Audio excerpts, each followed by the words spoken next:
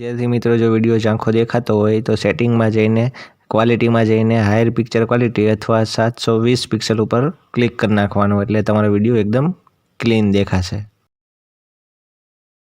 विद्यार्थी मित्रों welcome to YouTube channel D solution.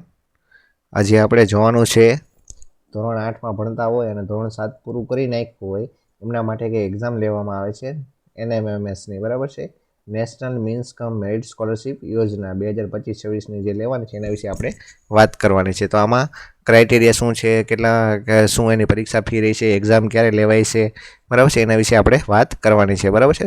ખાસ તો એના ફોર્મ ક્યારે ભરાય છે એના માટેનો બધી વાત આપણે આની વિડીયોની અંદર કરવાની છે બરાબર। વિડીયો ગમે તો લાઈક કરજો, શેર કરજો, कॉमेंट करजो और बीजा मित्र होय तो एने पण जरूर थी जरूर आपणे विडियोनी नोटिफिकेशन मळे तो बीजाने पण जरूर थी जरूर शेर करी शको छो।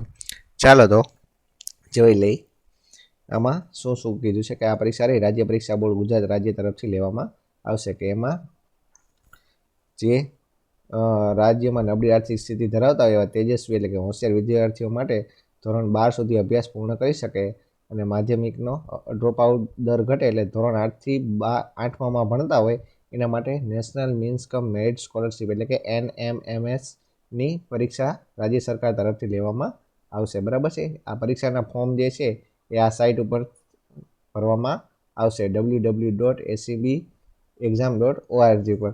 અહીંયા તમને તારીખ આપેલી છે, તારીખ 10/11/2025 થી 22/11/2025 સુધી બરાબર છે। પણ ખાસ એક ધ્યાન રાખજો કે અત્યારે હાલ આ તારીખ છે એ વધારવામાં આવી છે। કઈ વધારવામાં આવી છે એની પણ તારીખ તમને અહીંયા આપેલી છે કે આવેદનપત્રો છે તે 28/11 તારીખ સુધી તમે ભરી શકશો અને એની ફી છે તે 29 તારીખ સુધી તમે ભરી શકશો। એટલે ખાસ અહીંયા તમે ધ્યાન રાખજો, એનો પણ પરિપત્ર આવી ગયો છે બરાબર છે। એટલે આ તારીખ 22/11 ને કન્સિડર ન કરતા આ તારીખ વધારીને 28 તારીખ સુધી કરી દેવામાં આવી છે બરાબર। ચાલો અહીંયા પરીક્ષા માટેની તારીખ મેં તમને કહી દીધી છે 22 ની જગ્યાએ 28 સુધી બરાબર છે। અને પરીક્ષાની તારીખ કઈ છે તો કે 2026 ની પહેલા મહિનાની 3જી તારીખ છે બરાબર છે। એટલે જાન્યુઆરી મહિનાની 3જી તારીખમાં 2026માં આની એક્ઝામ લેવામાં આવશે NMMS ની બરાબર છે। ચાલો તો આમાં તમને મળશે શું તો કે જો તમે પાસ થઈને મેરિટમાં આવશો ધોરણ 8માં ભણતા હોય એવા તો એમને તમને પરીક્ષા બાદ તમે મેરિટમાં આવશો ત્યારબાદ તમને મહિને 1000 રૂપિયા લેખે એ વર્ષના 12000 રૂપિયા તમને મળશે બરાબર છે। જે રાજ્યના કુલ 5097 વિદ્યાર્થીઓ લેવામાં આવશે એમાં જો તમે આવશો તો તમને વર્ષે 12000 રૂપિયા મળશે બરાબર છે। અને એ પણ તમને તમારા બેંક ખાતામાં પણ જમા થશે, તમારું બે વિદ્યાર્થીનું બેંક ખાતું હશે તેમાં બરાબર। ચાલો પછી આગળ આવે છે વિદ્યાર્થીની લાયકાત શું હોવી જોઈએ તો કે ધોરણ 8માં ભણતો હોવો જોઈએ અને સરકારી પ્રાથમિક શાળામાં હોય અથવા લોકલ બોડી શાળામાં હોય અથવા જિલ્લા પંચાયતની હોય, મહાનગરપાલિકામાં હોય અથવા તો નગરપાલિકાની શાળામાં હોય અથવા તો ગ્રાન્ટેડ પ્રાથમિક શાળામાં ભણતો હોય તેવા વિદ્યાર્થીઓ જ NMMSની પરીક્ષા આપી શકશે। પ્રાઇવેટમાં ભણતો હોય તો ચાલશે નહીં, ખાસ ધ્યાન રાખજો બરાબર છે। અને એને છે એ જનરલ કેટેગરીનો અને OBC કેટેગરીનો હોય તો એને ધોરણ 7માં ઓછા એને 55% હોવા જોઈએ અને SC ST અનુસૂચિત જાતિ અને જનજાતિનો વિદ્યાર્થી હોય તો એને ઓછામાં ઓછા 50% મળેલા હોવા જોઈએ। અને ખાસ અહીંયા તમને કીધેલું છે કે પ્રાઇવેટ શાળા સેલ્ફ ફાઇનાન્સ હોય, કેન્દ્રીય વિદ્યાલય હોય, જવાહર નવોદય વિદ્યાલય તથા જે શાળામાં રહેવા જમવાની અભ્યાસની પૂરી પાડવામાં આવતી હોય તો તેવી કેન્દ્ર અથવા રાજ્ય સરકારની કોઈ પણ શાળા હોય તો આ પરીક્ષામાં ભાગ લઈ શકશે નહીં, એટલે કે ફોર્મ ભરી શકશે નહીં બરાબર છે। અને ખાસ તમને કહી દીધું છે કે વિદ્યાર્થીના પપ્પાની આવક એટલે કે વાલીની આવક જે છે માતા પિતાની એ વર્ષની 3,50,000થી વધારે હોવી જોઈએ નહીં બરાબર છે। પછી બીજી બધી તમને માહિતી આપેલી છે બરાબર છે। પછી અહીંયા તમને આવકનું જાતિનો કોઈને દાખલો કઢાવવાનો હોય આવકની બધી અહીંયા તમને માહિતી આપેલી છે બરાબર છે। પછી આધાર કાર્ડ એનું હોવું જોઈએ। પછી એની પરીક્ષાની ફી જે છે એ જનરલ કેટેગરીવાળો હોય વિદ્યાર્થી, EWS વાળો હોય અથવા OBC કેટેગરીનો હોય તો એના માટે 70 રૂપિયા છે, જ્યારે PH SC STના વિદ્યાર્થી માટે 50 રૂપિયા ફી રહેશે બરાબર છે। અને ફી એકવાર ભરી દીશો પછી પાછી આપવામાં આવશે નહીં, એટલે ખાસ ધ્યાન રાખજો બરાબર। પછી અહીંયા તમને ફી ઓનલાઈન કેવી રીતે ભરવાની છે એની બધું તમને અહીંયા બધું આપેલું જ છે બરાબર છે જ્યારે તમે ફોર્મ ભરો ત્યારે બરાબર છે।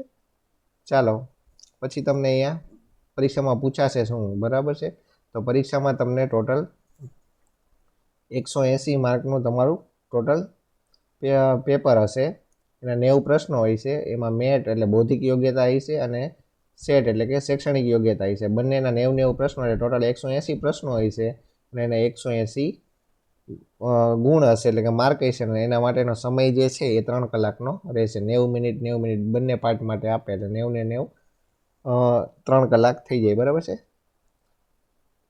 અને ખાસ અહીંયા કીધું છે કે નેશનલ એજ્યુકેશન પોલિસી 2020 મુજબ પ્રશ્નો કોમ્પિટિટિવ બેઝ પૂછવામાં આવશે, બરાબર છે. એટલે કે નવી રાષ્ટ્રીય નીતિ શૈક્ષણિક નીતિ આવી છે એ પ્રમાણે પણ પ્રશ્ન પૂછવામાં આવશે. અને અભ્યાસક્રમમાં તમને કહી દીધેલું છે કે મેટમાં શું પૂછાય છે, તો કે 90 પ્રશ્નો પૂછાય છે. એમાં શાબ્દિક, અશાબ્દિક, તાર્કિક કસોટીના પ્રશ્નો હોય છે. એમાં એનાલોજી હોય છે, વર્ગીકરણ હોય છે, સંખ્યાત્મક શ્રેણી પૂછશે, પેટર્નવાળા પ્રશ્નો હોય છે, પછી છુપાયેલી આકૃતિના વગેરેના પ્રશ્નો પૂછાય છે. અને સેટના વિભાગમાં શું પૂછે, એમાં 90 પ્રશ્નોમાં તમને ધોરણ 7 અને 8ના ગણિત, વિજ્ઞાન, સમાજ વિષયનો સમાવેશ થશે. એટલે તમારે ધોરણ 7, 8નું ગણિત, વિજ્ઞાન, સમાજ પણ તૈયાર કરવું પડશે, બરાબર છે.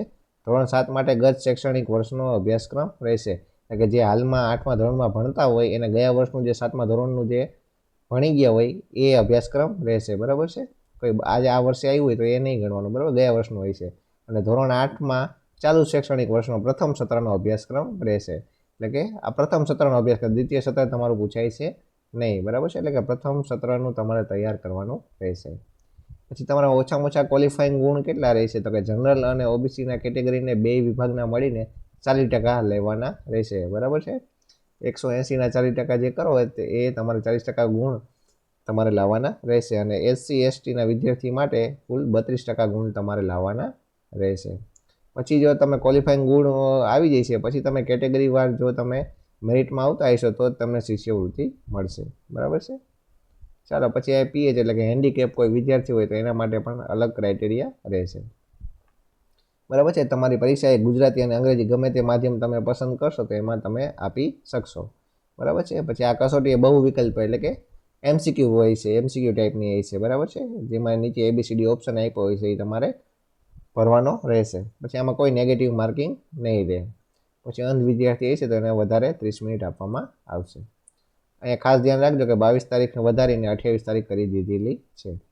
ચાલો ફોર્મ ક્યાં ભરવાનું છે, તો તમારા શાળામાંથી ભરી દેવામાં આવશે આ સાઇટ ઉપરથી જઈને, બરાબર છે. એ કોઈ તમારે માથાકૂટ કરવાની નથી, બરાબર છે. ચાલો પછી એમાં તમારા શાળાનો આધાર કાર્ડ ને ડાયસ કાર્ડ ને એની બધી તમારી માહિતી આપેલી છે, બરાબર. એ પ્રમાણે તમારે માહિતી તમને આપેલી છે, એ તમારે કંઈ કરવાનું નથી. ચાલો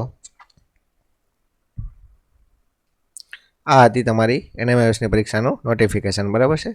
આ નવી તારીખ તમને આપી દીધેલી છે, બરાબર છે. 28/11 સુધી ભરી શકશો ફોર્મ અને એની ફી તમે છે 29/11 સુધી ભરી શકશો, બરાબર છે. આ હતી તમારી એનએમએસની નોટિફિકેશન. આવા નવા વિડીયો માટે જોતા રહેજો આપણી ચેનલ ડી સોલ્યુશન. વધારે વિડીયો જોવા હોય તો પ્લેલિસ્ટમાં મૂકેલા છે. ગઈ સાલનું એનએમએસનું પેપરનું સોલ્યુશન પણ આપણે પ્લેલિસ્ટમાં મૂકેલું છે, તો ત્યાંથી પણ તમે જોઈ શકશો. ચાલો તો વળી પાછા મળીએ નવા વિડીયોમાં. ત્યાં સુધી જોતા રહેજો આપણી ચેનલ ડી સોલ્યુશન.